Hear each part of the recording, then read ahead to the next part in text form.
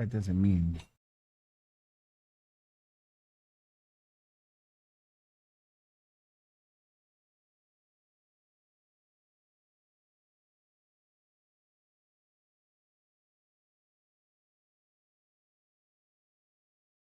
الرحمن الرحيم الحمد لله والصلاة والسلام على رسول الله ما بعد. I'm going to deal with two issues today. One is connected to jurisprudence, the fiqh of Islam, and it's important. It's not a major, big issue, but it's one of those simple issues to understand, comprehend, and it's important to practice, but many people don't know. And that was indicative of the question. And it was a good question connected to the khutbah today that someone asked me. It's a small, I don't want to say it's a small issue, because everything in the religion of Islam is important. We have proofs when we talk. We have to know what we're talking about. We just can't make claims. We just can't say things and expect people who are supposed to believe you. That up here before someone and I just started saying, that just is a claim. And that's why as Muslims, we have to learn our religion. So this issue is not a difficult, complicated issue, but it's important. You're going to have to use it for the rest of your life. And the other issue is connected to how people behave, our character, how we are, our character. And I wanted to touch upon that. And I see we have a lot of younger brothers who I used to see here and there, on and off. So I really want you brothers to pay attention. It's not complicated.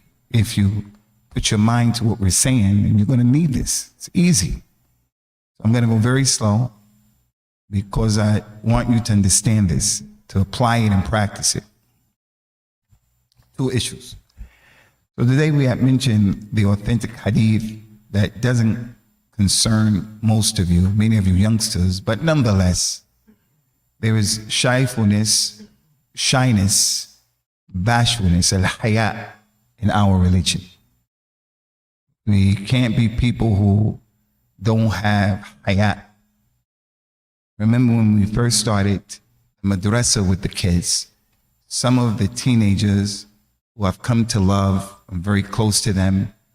Before I got to know them, before they got to know me, some of them would curse in the masjid. They would say, and they didn't mean it, it would just come out of their mouths like that. You have to be shy of Allah, that you're not seen and heard by Allah saying and doing things that are inappropriate. Swearing is bad. Swearing in the masjid is worse. So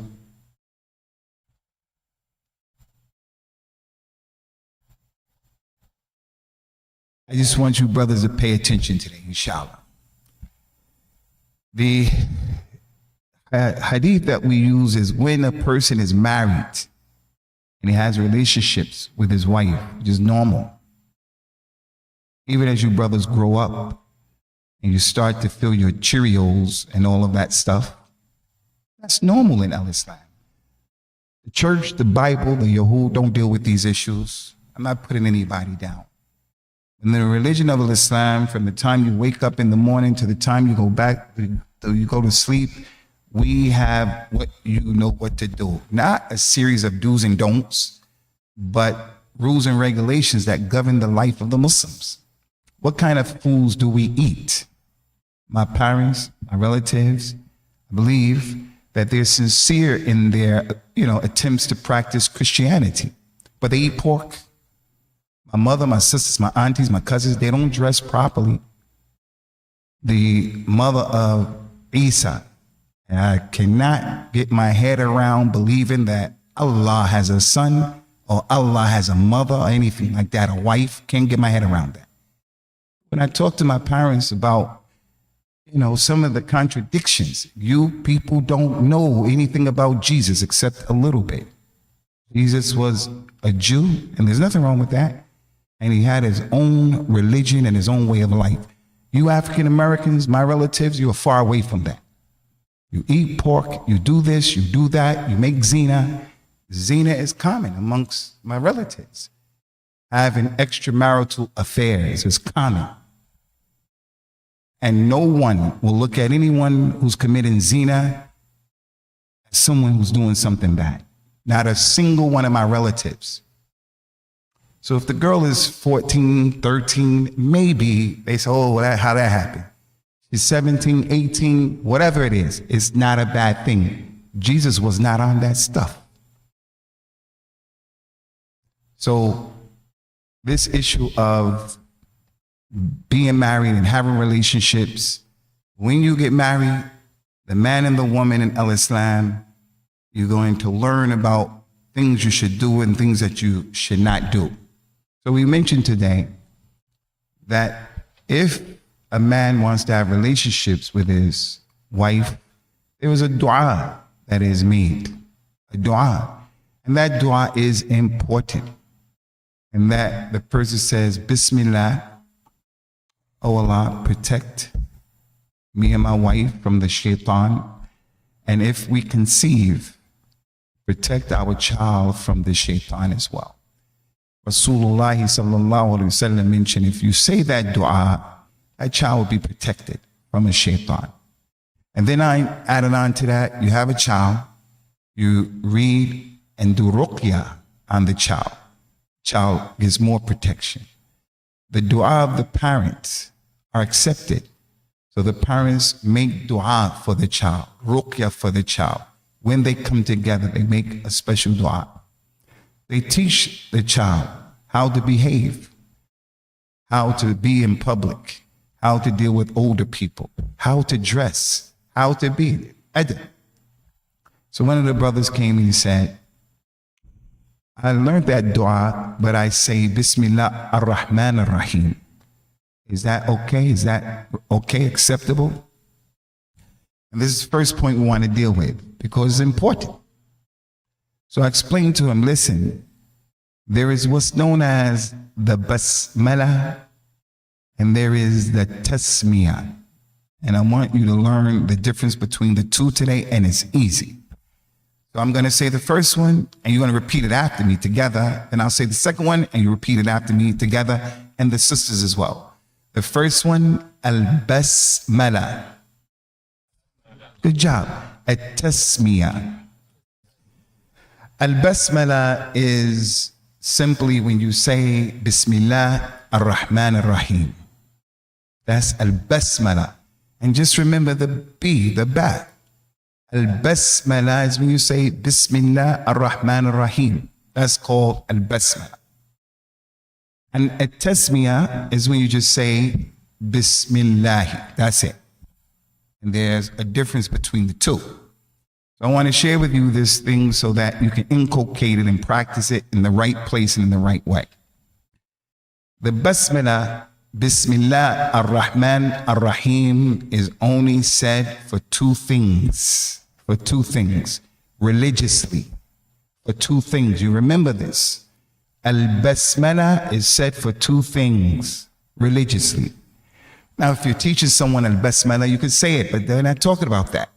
Religiously is said for two things. The first thing it is said for is when you write a letter. The Nabi sallallahu alaihi wasallam used to write letters, and all of the letters that he had written, because he was unlettered and he was illiterate. And although he was unlettered and illiterate, it's a proof and a sign that he's been sent by Allah. Because he could not have brought that book, the Quran, that we challenge anybody. Don't bring me that Bible. Don't bring me the Torah and the Injil, because we will chop that thing up. Chop it up how? Chop it up in terms of the information in it, that you won't be able to explain to us the contradictions. You won't be able to explain what is this and what is that. Impossible. It's just your emotions. This is why I do have a level of respect for some preachers, like that guy Gino Jennings, I think is his name. He's a bit too tough and he's a bit too rough, but he does try to explain and practice the Bible. He does try, as opposed to those people like the preacher I grew up with. It was just the act. You just want me to believe, that's it, because you said so? All right, I want to believe, but answer these questions for me. He tells me I just have to believe. No. But you come to the Quran And we challenge people, come to the Quran with your shubahat, your questions and so forth and so on. And we're always going to give you a plausible explanation. The point is, Muhammad sallallahu alaihi wasallam is the messenger of Allah, illiterate. So when he used to write letters to the leading figures of his time, he would say, he would say, Bismillah ar-Rahman ar-Rahim. This is from Muhammad Abdullah wa Rasulihi ila Hiraqal Azim al-Rum. For an example, this letter, Bismillah ar-Rahman ar-Rahim, the Basmalah, is from Muhammad, the son of Abdullah, to Hiraqal, the great leader of Rome. And then he would write what his dawah was. All of his letters had that. So the Basmalah is written if and when you write letters. Now, do you have to do that when you write letters? I don't think most of us even write letters anymore. I don't remember the last time I wrote a letter. But if you wanted to practice the Sunnah, for an example, you sent an email, whatever, if you do that, you write Bismillah. Just remember the technical point. The Basmalah was written by the Nabi sallallahu alaihi wasallam when he wrote letters.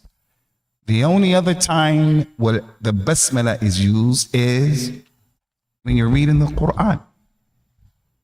When you're reading the Quran religiously, those are the two. The Basmalah, 2 times. Writing letters, sallallahu alaihi wasallam, or when you're reading the Quran. Now concerning the Quran has 114 chapters. 113 of those chapters begin with the Basmalah. One chapter doesn't have any Basmalah. Anybody know what chapter that is?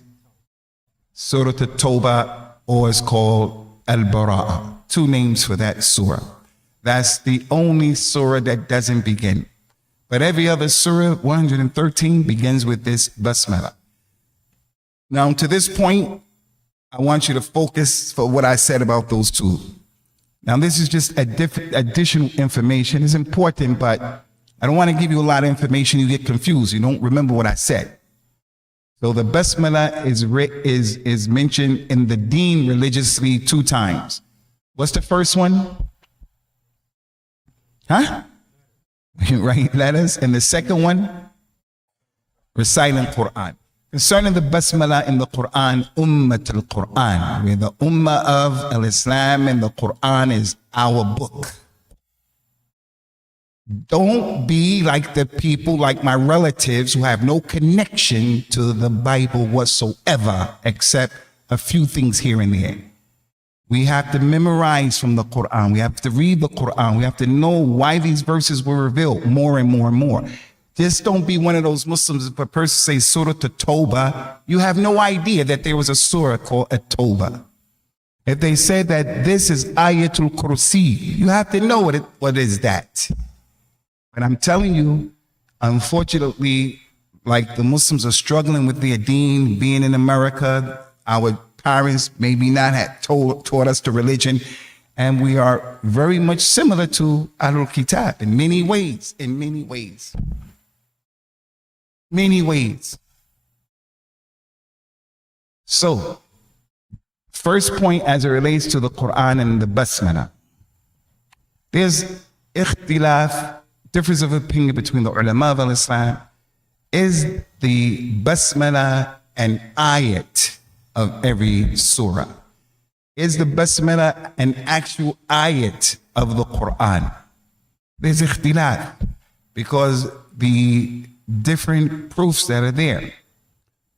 There's a famous hadith al-Qudsi that the Nabi sallallahu alaihi wasallam said that Allah said, I have divided the salat between me and my slave nusfain. And my slave will get what he asked for, because Surah Al-Fatiha is dua, and you're asking Allah, Surah Al-Fatiha. So Allah will give you what you ask for if you know what you're saying and not just reading it, but you know. Bismillah ar-Rahman ar-Rahim. What does it mean? Ar-Rahman ar-Rahim. What does that mean? Malik, you know what you mean? It's the dua.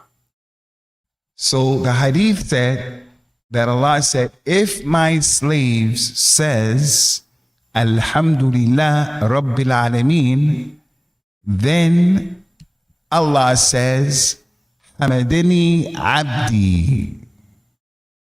If the slave says, Alhamdulillahi Rabbil Alameen, Allah says, my slave has praised me. So he gets half, and I get half of that, the half. Now, the point here is, he didn't begin by saying, if my slave says, Bismillah ar-Rahman ar-Rahim. So if Bismillah ar-Rahman ar-Rahim was an ayat of the Quran, why didn't Allah mention it here? He didn't mention it. He mentioned the ayat Alhamdulillah, as if Bismillah is not there. He said, I have been given the Quran and the 7 oft repeated verses. If you count the 7 oft repeated verses of the Quran, Surah Al-Fatiha, not Bismillah, it's the ayahs after 7. So some scholars said Bismillah is there to separate the surahs. Some of them said that Bismillah is there, Bismillah ar-Rahman ar-Rahim is there, and it's only an ayat from Surah Al-Fatiha. That's a position. Some of them said that Bismillah ar-Rahman ar-Rahim, it is an ayat from each one. And what I said to you, I don't want you to disregard what I'm saying, but the main points are the 2 points. When do you say religiously the Basmalah? When Rasulullah wrote a letter, or when you're reading the Quran. So now you're reading the Quran. Month of Ramadan, other than that. When you're about to read that Quran from the Mus'haf from your head, you're going to read Bismillah ar-Rahman ar-Rahim. That's the first point. As for at-tasmiyah is when you only say Bismillah, that's it. And you say Bismillah for a lot of things. A lot of things. Before you eat, you say Bismillah. You don't say Bismillah ar-Rahman ar-Rahim. You say the tasmiyah, Bismillah. When you go into your house, Bismillah. When you come out of your house, Bismillah and dua. If you slaughter, you say Bismillah. You don't say Bismillah ar-Rahman ar-Rahim. Bismillah. When you're going around the Kaaba and you get to the black stone right there, you say Bismillah, Allahu Akbar. When a man is going to have relationships with his wife, he says Bismillah. There are a lot of things that you say.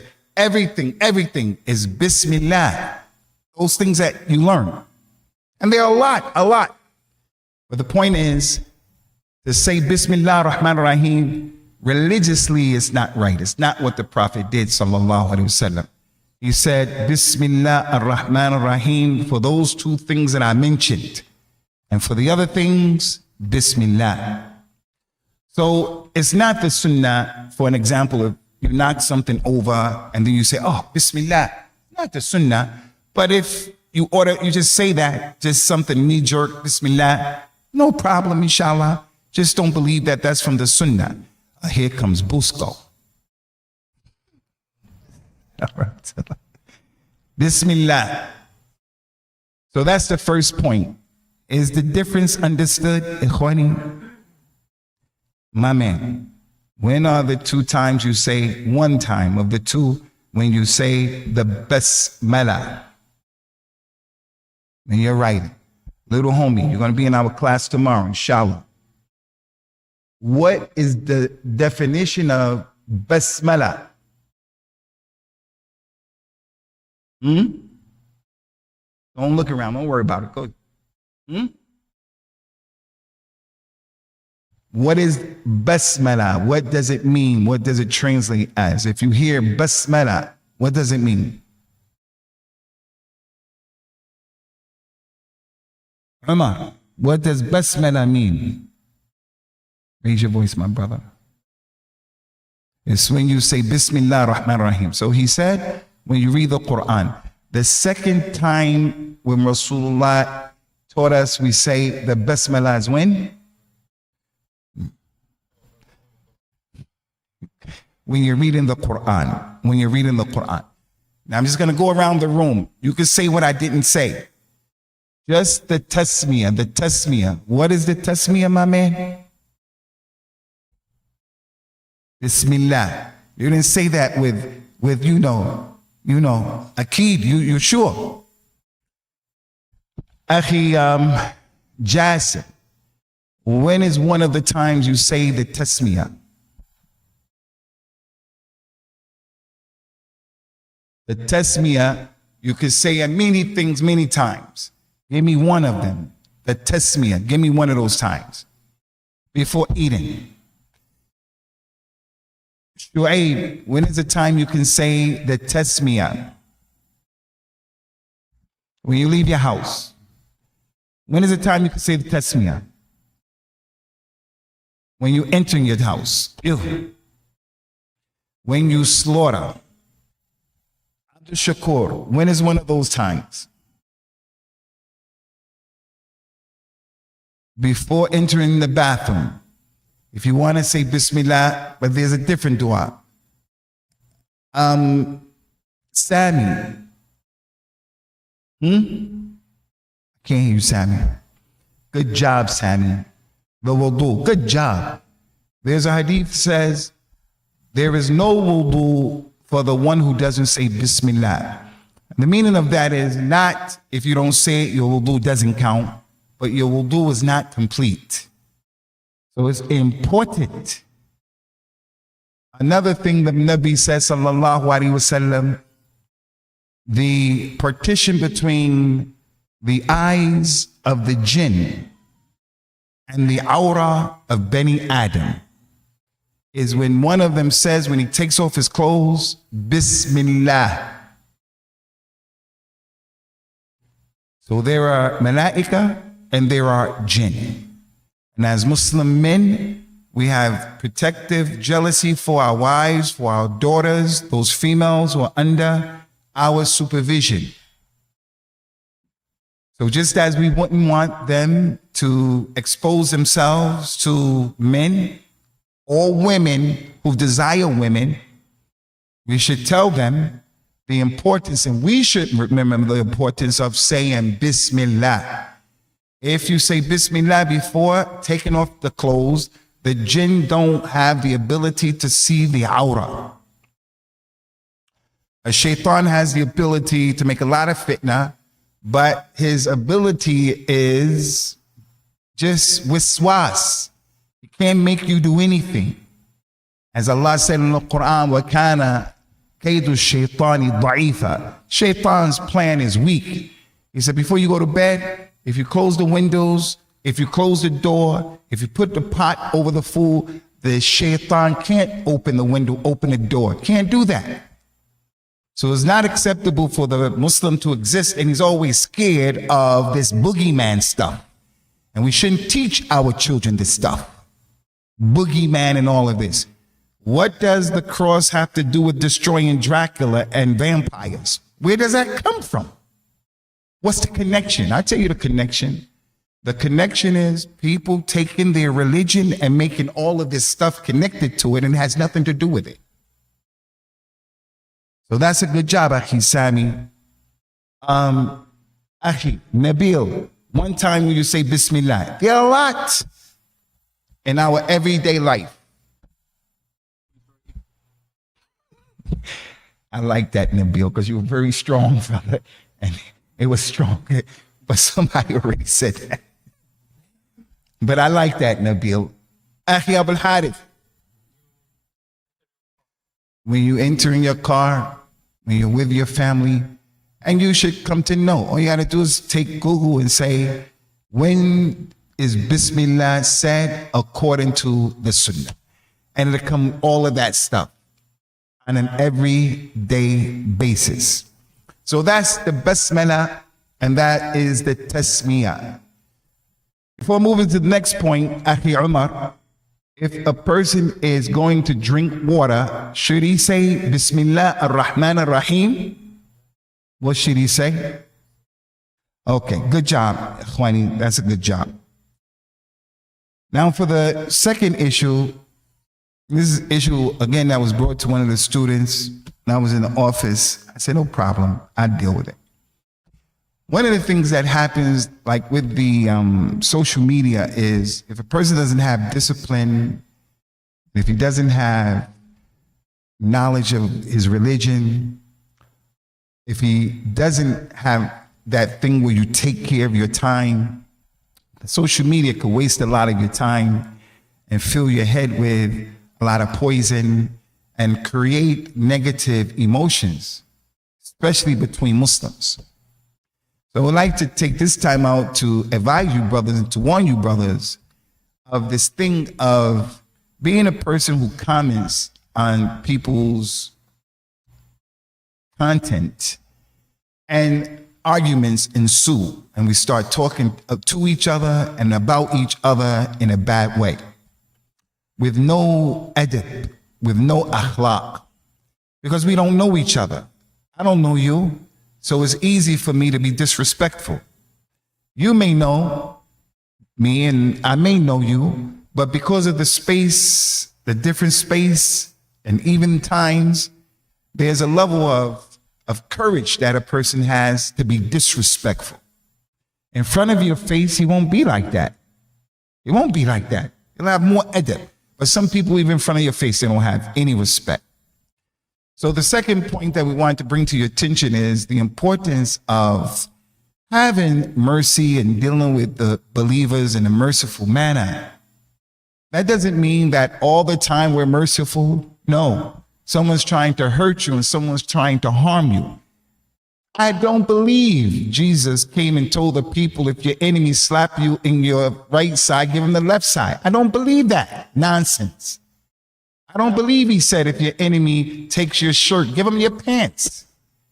If he takes your water, give him your lance. You submit. What I read in the Bible, and Allah knows the best if it's true, is that he went into the temple where the people were doing commerce and he physically overturned the tables, displaying his anger and his displeasure. And some of the things that they say that he said were tough. So where does this thing that Martin Luther King Jr. came with, where we're nonviolent? Where did that come from? Mahatma Gandhi, we're nonviolent. While your enemy is being violent with you.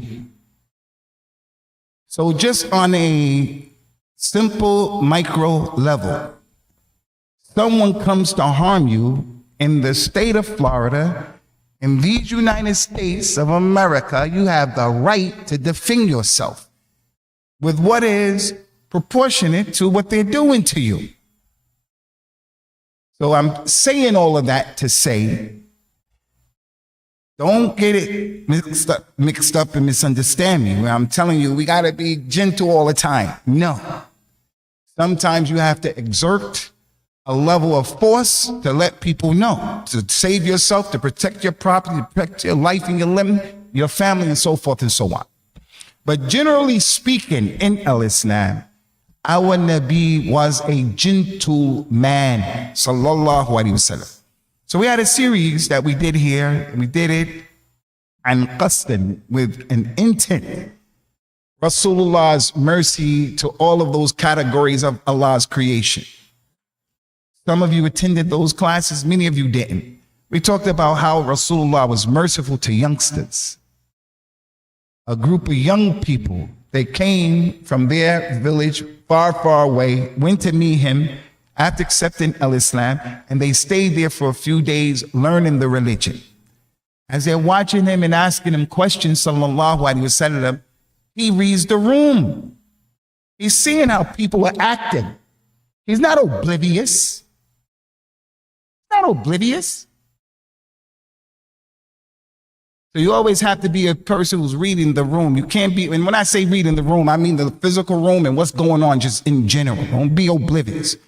He noticed these youngsters are naturally missing their families. They've been here 2 weeks. Anyone goes to Hajj or Umrah, and you're there for 12, 13, 14 days. After 10 days, 9 days, you're going to start missing your family, although you're at the Kaaba and although you're in Medina. It's something natural. something that's natural. When he saw that was their condition, he called them all. He said, listen, all of you go back because I see that you're missing your families. Go back to your families. When the time for the prayer comes, the person from amongst you should make the adhan, and the oldest one from amongst you should lead the prayer. In the hadith, he said, the one who memorized the most Quran. So the fact that he didn't keep them there for a year in military camp, you have to go to the military, to the Marines for 6 months, and you have to train every day. He didn't keep them there like that. Come and sit with me for a whole year, for 6 months. No. After 2 weeks, he saw they were missing their, and he let them go. That's mercy. The young man from the companions, he was dealing with his desires as he's growing up. 18, 19, it's natural. His father has to know that, it's natural. The community has to, it's natural. He came and said, Ya Rasulullah, give me permission to make zina. He was sincere. He didn't want to go and make zina behind the curtain. He said, give me permission. And when the people heard that, the people were disgusted. How can you say that? And they looked at him like, what's wrong with you? You say that in front of the people. Rasulullah didn't deal with him like that. He made dua for the boy. He was merciful to the people.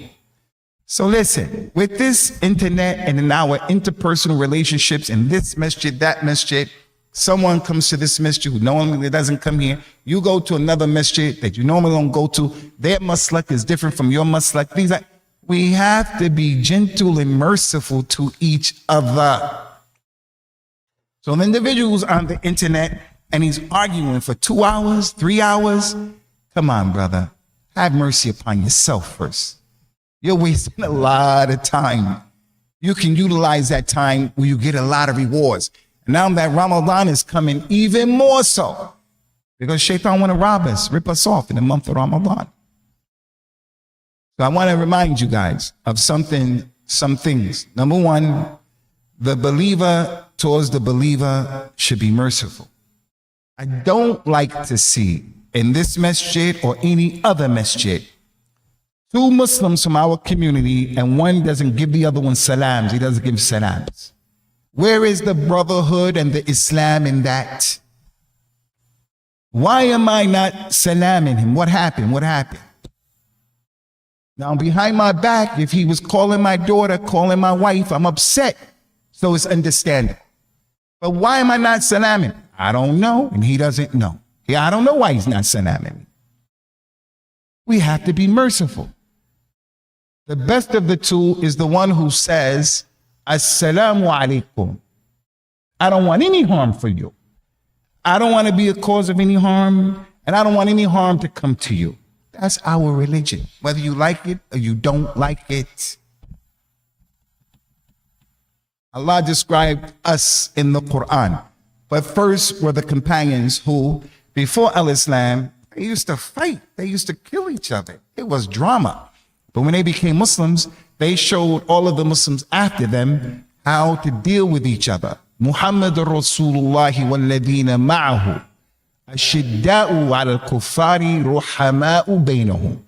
Muhammad is the messenger of Allah, and those who are with him, radiyallahu anhum, and those who believe in him, his message, they are strong with the non-Muslims. What does strong with the non-Muslims mean? And when you see a non-Muslim come down the street, you knock him out? Doesn't mean that. It means you don't apologize for your religion. And one of the things that will help you not to apologize is to learn your religion.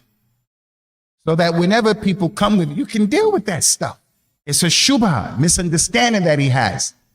Rasulullah married Aisha. She was a young girl and this and that. That stuff is so easy to deal with. I'm talking about easy. It's not difficult. But if you don't learn a religion, you wouldn't know where to begin, what to say. Because he did marry a young woman. And so did many righteous people of the Bible. And so did many righteous people of the Torah. So why are you messing over here with Rasulullah? But over here it's okay. But the point is, tough with the non-Muslims doesn't mean you steal from them, you hurt them. It doesn't mean that. It means you're not a person who's apologetic. You're shy about your religion, about who you are. And then he went on to say that the believers between themselves are merciful. They're merciful.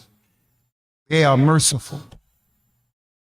This thing that happened in Palestine, the Prophet said the example of the believers in their love for one another and their mercy towards one another and their gentleness towards one another is like one body. If one part of the body aches, the whole body is going to suffer from sleeplessness and from fever. So as Muslims, it is not possible for a real believing Muslim to see what is going on and what has happened in Gaza, for an example, and he is indifferent to that. That has to make him feel a particular way. Now, feeling a particular way is one thing, and doing something about it is another. I'm not saying you go do something crazy. But when you see where we live and how we live, we're going to eat right now, inshallah. After we eat, we're going to go home. Some people are going to eat again. We're going to get in our beds. We're going to have AC there. We're going to have pillows. We're going to be relaxed. Even the one who's struggling from amongst us is going to be relaxed. When you look at Gaza and the tadmir, the destruction of Gaza, the whole place is destroyed. 90% of the place is destroyed.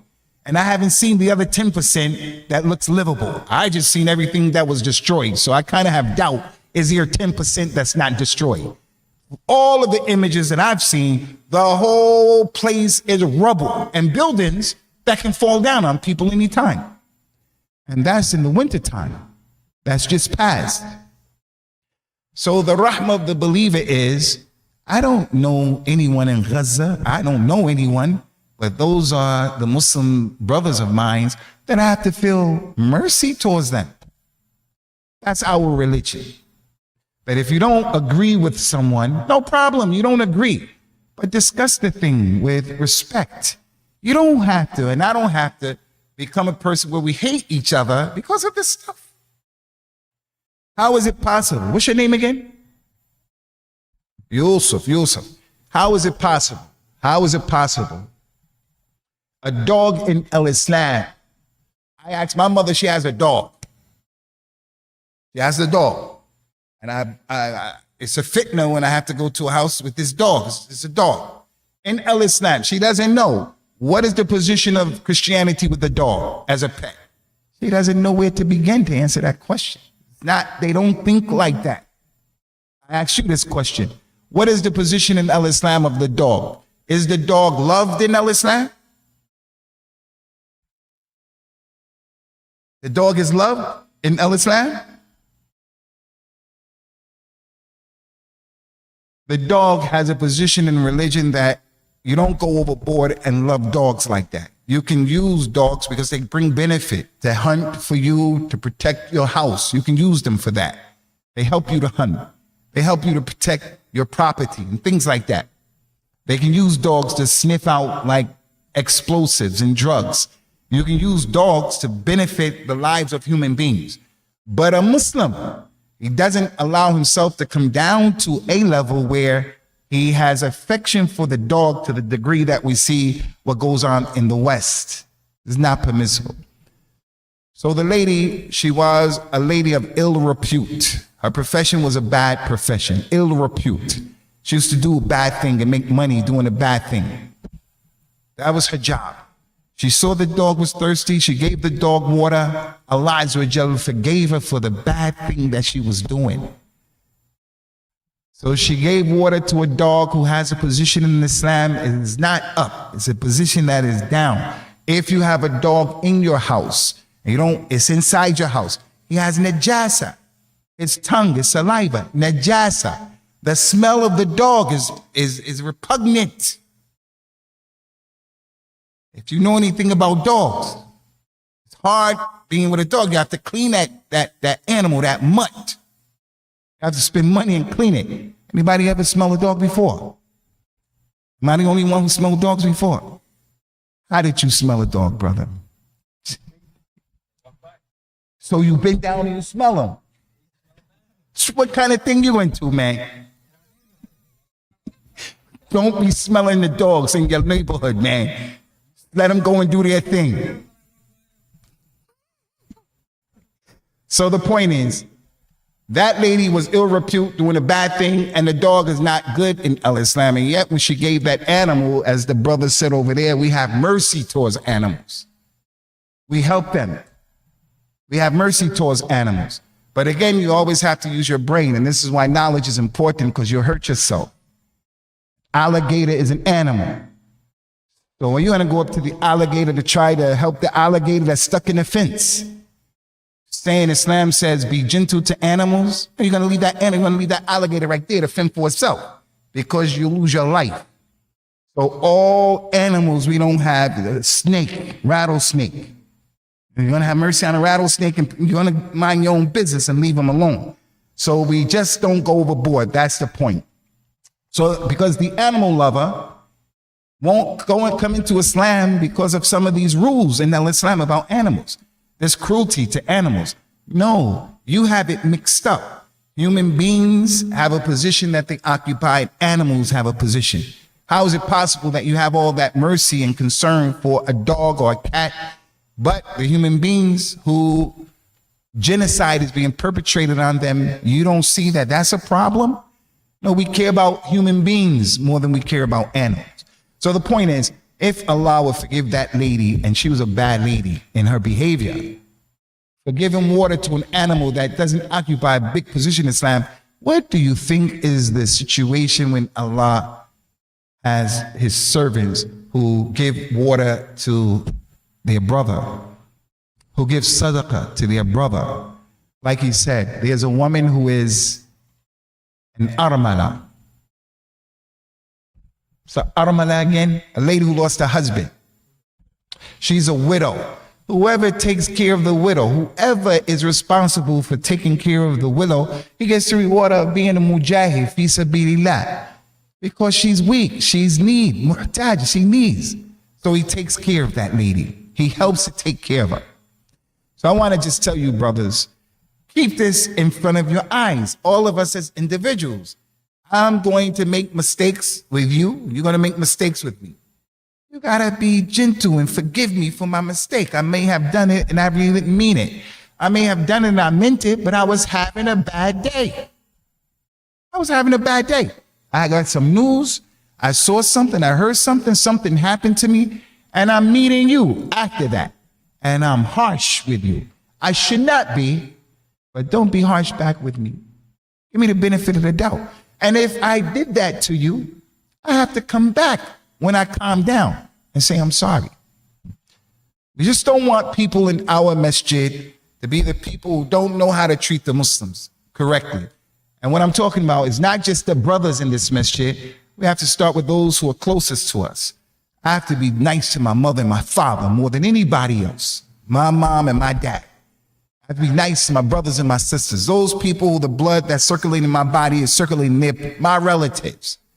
How is it going to be I'm going to be nice to these brothers and mean to my mother and my father? That doesn't make any sense. That doesn't make any sense. Those of us who are married, the peace is here. It's funny that you will laugh, man, because you know when I think about peace, I think about you. Listen, Ikhwani, we're going to be finished here. Listen. We are married. Those brothers from amongst us. I want to remind myself and remind you, we have to be gentle and easy with our wives. We can't be rough and tough with our wives. Rasulullah said, the best of you is the one who is the best to his family. I'm the best to my family, meaning his wife. So sometimes when we get married, it's not always, perfect. It's never going to be always perfect. I saw a thing on social media where it said, the man is saying, whenever my wife tells me something important, and he had this sound in his head like he wasn't even listening to it. And I looked at it and I said, yeah, that does seem kind of like true, because our wives tell us things that are really important. And when she tells you about it, you say, you never told me that. Because that thing is, the man is dancing in your head and you're hearing bells and stuff. Why you didn't remember? Because you're just not paying attention. So as they say, men are from Mars and women are from Venus. We're built differently. The way the man is and the way the woman is, we as men have a responsibility to be gentle with them. And they have a responsibility as well to try to understand us and be respectful and gentle towards us as well. I'm not just talking about the brotherhood and the sisterhood. So be careful from that fighting on the internet. We'll take 2 minutes. Any question that you have, 2 minutes, inshallah. 2 minutes, because we don't want to keep you guys long from the grub. Is Tex here? He's not here today, huh?